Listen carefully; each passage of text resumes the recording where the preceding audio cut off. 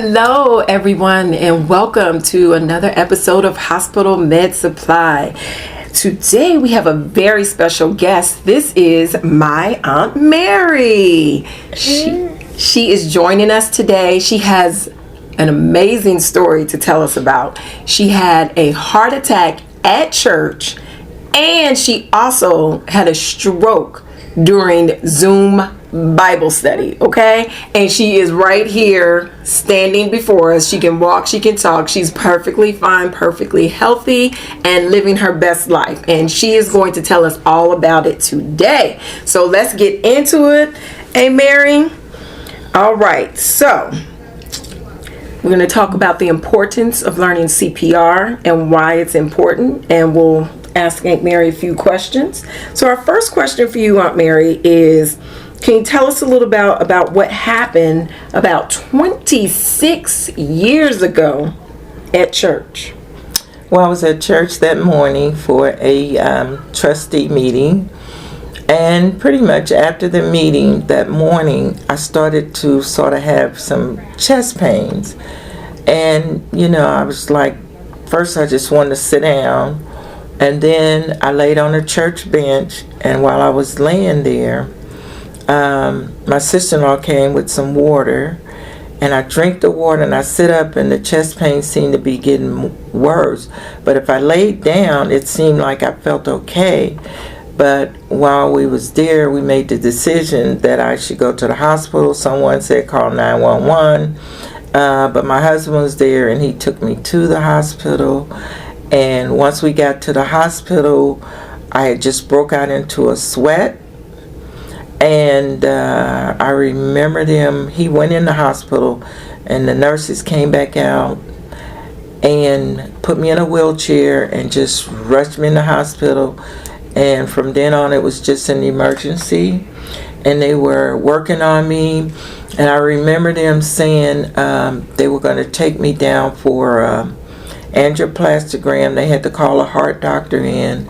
And when the heart doctor came, I guess they took me down to the room. By this time, a lot of people from my church was already at the emergency. So I never will forget, they went in through my groin area. And while I was there, I was pretty much alert. And I never forget the doctor asked me, was this what it felt like? And it was like a relief. And I guess when they unblocked, it was an artery block, but it was small. So he unblocked that artery, and from then on, I had to lay flat on my back it was like probably 8 hours laying on my back. Really uncomfortable, but I was in ICU, and that was a traumatic experience for me. Well, let's back up a little bit. You said they took you to the hospital. Who was they? You didn't call the ambulance or anything, or what happened? No. Was the hospital far? The hospital was Christ Hospital. It was probably less than 3 miles from the church, and someone mentioned that, but my husband said he would take me. So they got me to the car, and we went to the hospital. And after talking to some people, they said being that close, my brother worked for the paramedics. He said it was probably better that they took me, because if the paramedics came, they would have to access me, do a lot of work, they would have to get there, and with all that time, we went on to the hospital in that situation. Okay. So, did anybody at the church at that time, do you know if they knew CPR? I can't really say that because that wasn't mentioned. I can't really say. At the time, it wasn't no more than about 5 or 6 people there that had came for the meeting. And it was about the time for Sunday school to start at 9:30. But there is a couple nurses at the church that would probably had known it, but they weren't present at the time. Oh, they weren't there. Okay. No, they wasn't there. Because you were there extra early before service. Extra early before service. We started an hour before Sunday school. Okay. So, looking back, do you feel like if someone was there, one of the nurses that you discussed, or someone there that at least knew CPR, would you have felt more comfortable? Do you think it would have made a difference if your condition had worsened prior to you leaving to go to the hospital? Yeah, I think if someone had been there and the persons that I know that are there that know CPR, I would have felt confidence because they've been in the nursing field a while. Okay. And how did this experience change your perspective on CPR and having an AED present, like at church, or at least, even if you're like in a store or something like that? Well, my thinking now with so much happening, I think that people knowing CPR in any public place, churches, anywhere there's people around where these emergencies may happen, it would be good to know CPR and also have an AED. I would recommend it. And that this is present, and even in employment, anywhere there's people, because anything like this could happen. Mm-hmm. And it doesn't matter what your age is. No, age doesn't have a number, because at that time I was 48 years old. 48 and had a heart attack. 48 years old and had a heart attack. Did you smoke? Was it your diet, exercise, stress? No, I think it was stress. I was going through some things at my job, and I think that what it was. And I had a new attitude that I couldn't let things stress me out. Mm-hmm. And I'm that way now. I don't want things to, get stressful. Okay. Now, let's talk about the most recent experience. Y'all, she had a stroke during the Zoom Bible study. It was virtual. And just imagine this. She's going to tell us a little bit about it. But just imagine you're having Bible study. Everybody's on their computers. Everybody can see you. And see what you have going on. And what happened, Aunt Mary? Well, I was on Bible study, and there was probably a group of about 12 women on there. And I had recently answered a question, and then someone else was responding. And while they were doing that, all of a sudden my arm was on the table, and I'm at the computer, and all of a sudden my arm just fell in my lap. Felt like it had left my body, and I had to look down, and I'm like looking at it, but I can't move it. I can't move my arm. And then as I sat there trying to make a movement and couldn't make the movement, with my sister on there, I just called her name, Buffy, I need you. And I guess on the Zoom, they knew something was wrong, and my daughter-in-law, they could probably hear the slur. So your daughter-in-law was on the Zoom also, but at her house. She was at her house in Forest Park. My sister was at her home in Roselawn, and there were the other members on there. And I guess they could see the expression on my face, which I couldn't see my facial expression. I just knew I couldn't move my arm, and I decided just to blurt out that I needed my sister, and my blur, I guess, alerted them that something was wrong.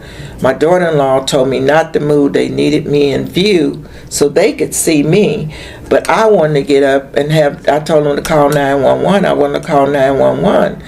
And my daughter-in-law said, Mom, just stay still. I'm going to call 911. Just stay still. Don't move. We need to see you. And I'm thinking, well, if you call 911, I need to let them in. So I want to go to the door, but they begged me not. And then all of a sudden, they called 911.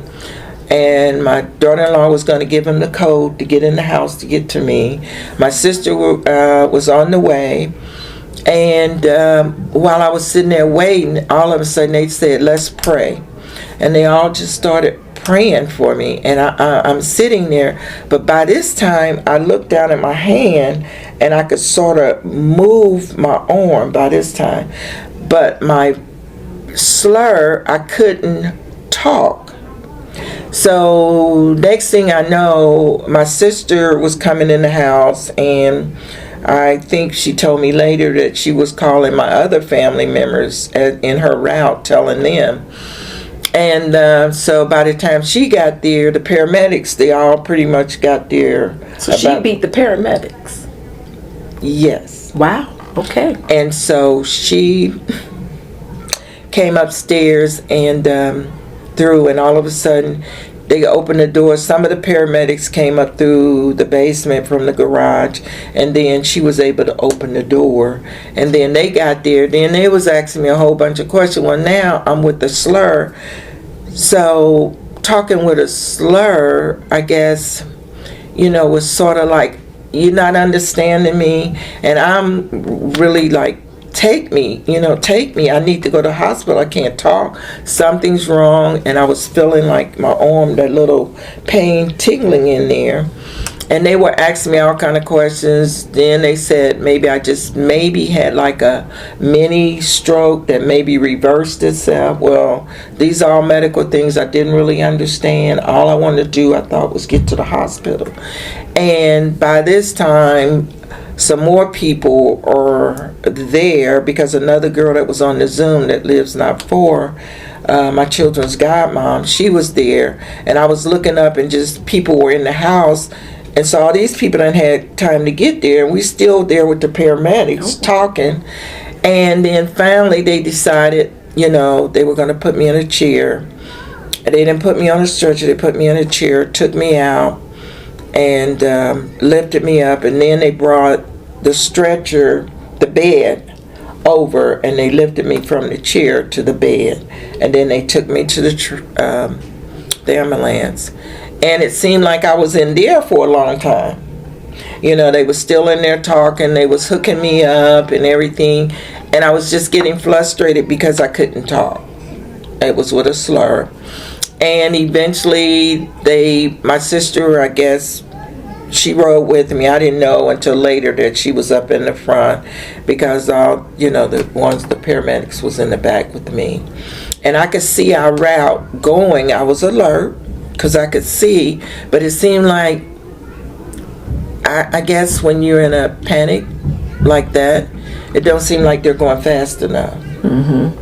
Like where you see on the street look like they're going fast. Well, to me, looked like the ride, I wasn't going fast enough. They should have been in a bigger hurry. But then maybe they were. It was just me, I guess, just being afraid. And eventually I had to touch his hand and tell him to give me a piece of paper and give me a pen, and I could write down. He was asking questions, but he couldn't hear me clear. So he did that, and then I remember they said they was going to start an IV on me. And I remember when we got to the hospital and they brought me in, and then immediately they were working on me. They was just, they had me going, and then they was taking me doing x-rays, CAT scans, just a lot of stuff was going on. So then they finally got me in a room, and I was there, but I still couldn't talk. I could move my arms now. And I remember the nurse that was waiting on me, and then the doctor came in. They kept asking me different questions, but when you can't answer, you're sort of still getting frustrated because they're not hearing what you're saying. And I was trying to tell them, and then they was trying to determine what they were going to do. And they did offer to do some kind of medication or shot they were going to give me, but they had to call University Hospital about this, so they was working together. But in turn, another sister-in-law, my brother-in-law, came in. They called her because she works at the cardiac over at Veterans Hospital.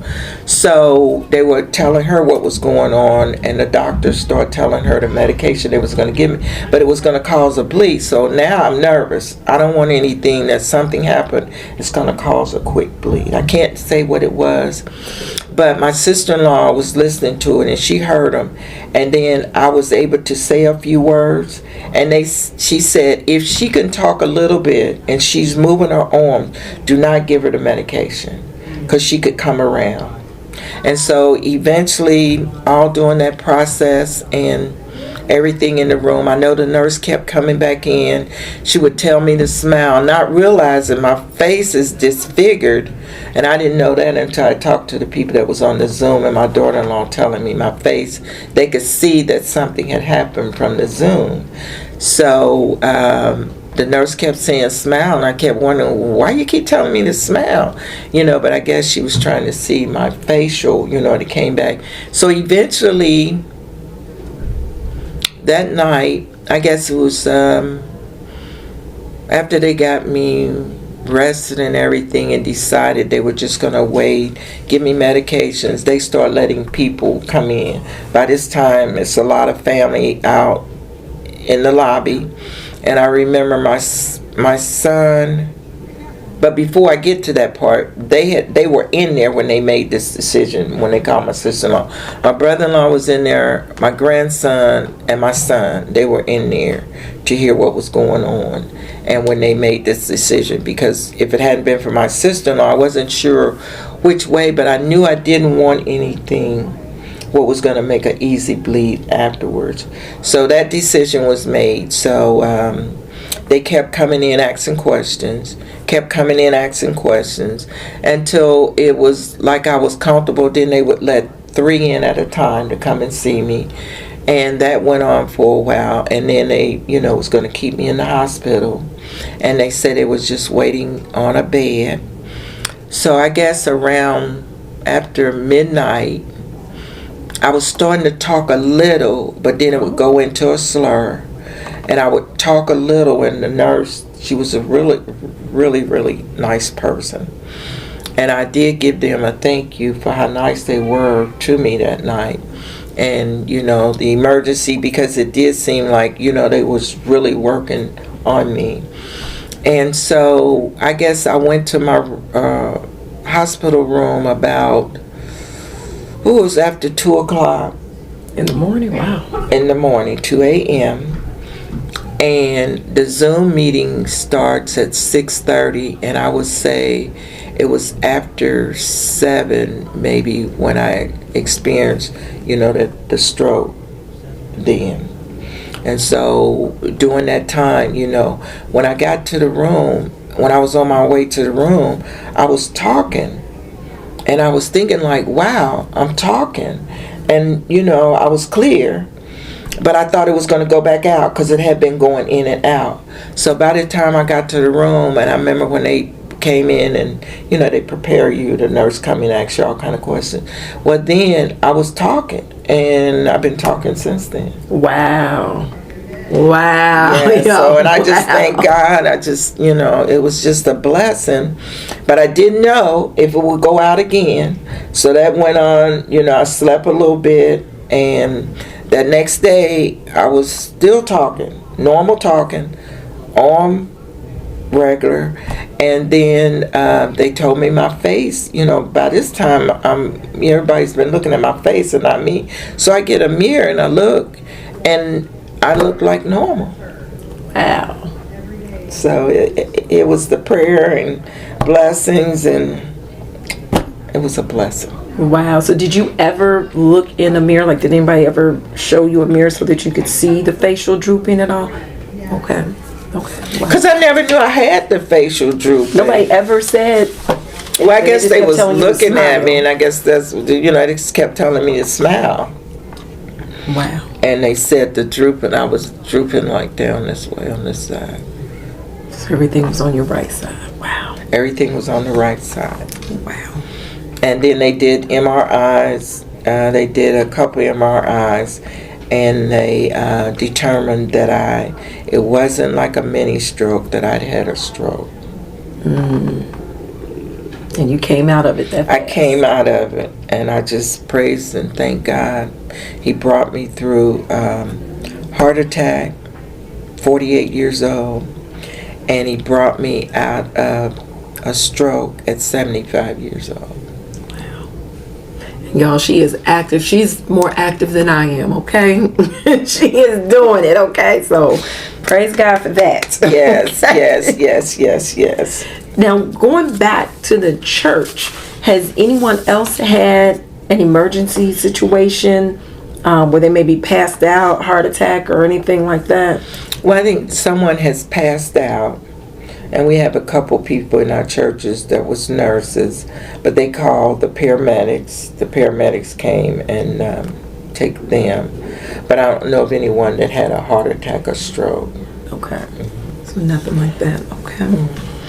Now, after all of these experiences that you have been through, what would you say to someone considering learning CPR?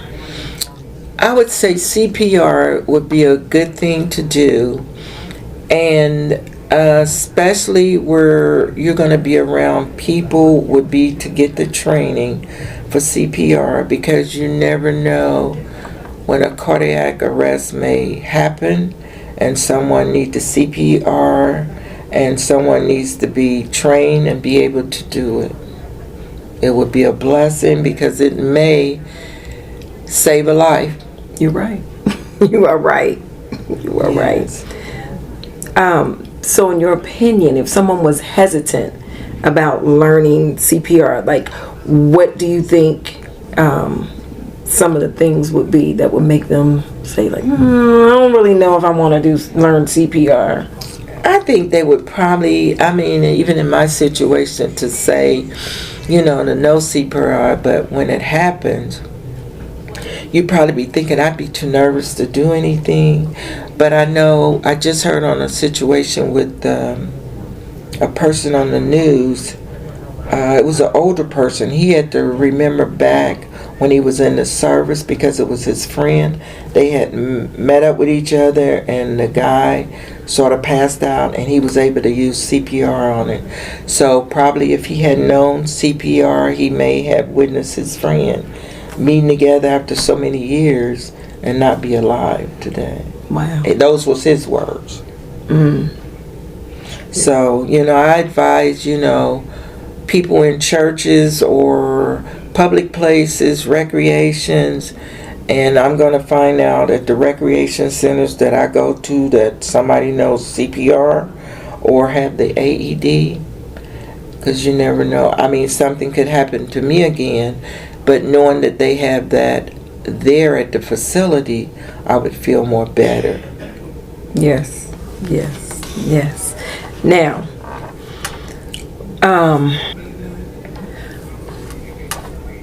so why do you think that having an AED available at a church, why do you think that's important? I think it's important to have that at churches and any public places, because people have cardiac arrest, strokes, heart attacks, or maybe even some other situations, and they're not breathing right, that if they have a person there that could do CPR and they could come to their aid immediately, it could save a life, or it could help until they call 911 and the paramedics get there. Okay. Now, have you ever talked to your pastor about getting an AED or getting somebody CPR certified? Yes, I've talked to the pastor and the trustees, and after explaining it all, they've agreed that we would get one for our church. They're going to purchase one for the church and get some people that's volunteer to get training. Okay. And what advice would you give someone who wants to encourage their church to invest in an AED and CPR training? I would advise that they would get this and get someone trained, because you never would want that feeling that if someone was trained with CPR or had the AED there available, they could have saved that person's life if the person lost their life there at church. That was good. Okay. Now, what message would you like to give all of our viewers about the importance of being prepared for emergencies? I would say make sure that you get someone trained and be knowledgeable and skilled and have the confidence to use CPR and the AED to respond in emergency situation. Okay. All right. Well said. Well said. So I'm just going to wrap this all up here and just let you all know, if you all are interested, we have an AED Management Program. And in this program, we help get you set up with the AED. We will get you all certified in CPR. We'll have you feeling confident, competent in high quality CPR. You'll be prepared for answering emergencies and helping to save lives. And like Aunt Mary just described to us, that would be a horrible feeling to know that you had the opportunity to learn CPR and you chose not to, and the person who was in this gentleman's case, a friend, passed away. That would be a horrible feeling. So, do you have any last words or anything that you want to share with us, Mary? Well, I'm just happy to know that we know a place to get the supplies at, and we will have someone that will train the members. And I found out from the person that's working on the project, we have over 5 people that's willing to volunteer to get the training. 5 is good. Okay. Yes, yes. Okay. And just to kind of briefly explain also the importance of the AED, just even in a Mary's description, it takes for the ambulance to arrive, it takes anywhere from 7 to 10 minutes. Whenever someone goes down, that's when the clock starts. When their heart stops, that's when the clock starts.